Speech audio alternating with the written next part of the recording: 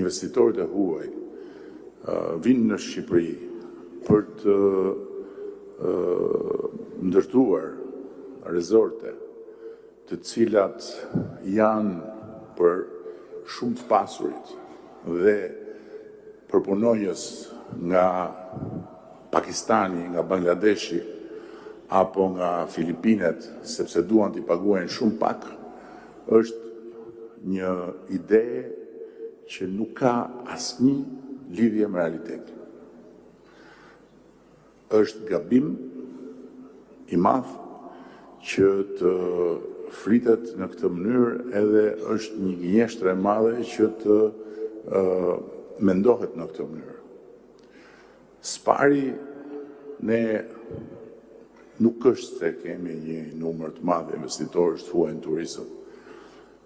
Sapo ka filluar një interesim nga kapitali dhe nga sipërmarrja e huaj për Shqipërinë, që lidhet me suksesin e Shqipërisë në turizëm. Deri përpara disa vitesh, ne nuk kemi pasur asnjë interesim, zero, nga kapitali i huaj dhe nga sipërmarrja e huaj për të investuar në turizmin shqiptar. Zero. Pse? Shqipëria ishte po kaq e bukur, natyra shqiptare ishte po kaq e bukur, vizhëria e saj ishte po kaq sa që është sot, në ato zona ku nuk është investuar asgjë, nuk ishte asnjë interesim.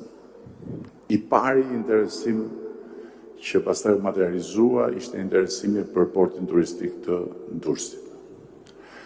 Dhe mbas atij interesimi dhe mbas u hap rruga atij investimi, ka filluar të ngrihet interesi i kapitalit dhe i sipërmarrjes së huaj për të investuar në turizëm në Shqipëri. Pse? Sepse nuk ishte pikë besimi. Ideja që kapitali i madh dhe që sipërmarrjet e mëdha shkojnë në vende të caktuara për të investuar në turizëm, për të shkatruar ato vende dhe për të shfrytzuar një krah pune të lirë, është një ide e lindur nga padia totale, sepse është e kundërta.